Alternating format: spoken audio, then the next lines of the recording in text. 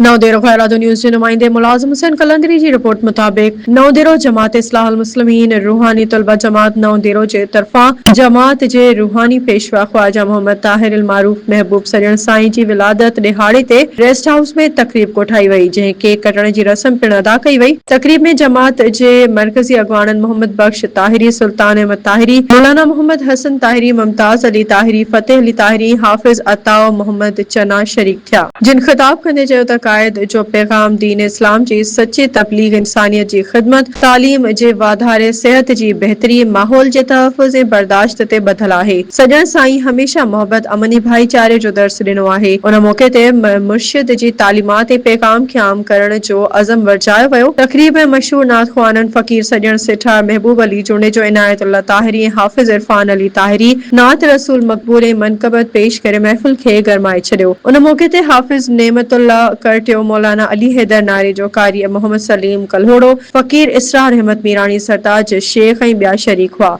आख़िर में मुल्क जी सलामती, उम्मत मुस्लिमा, इंसानियत जी बहितरी लाइ ख़ुसूसी दुआऊं पिण कयूं वयूं।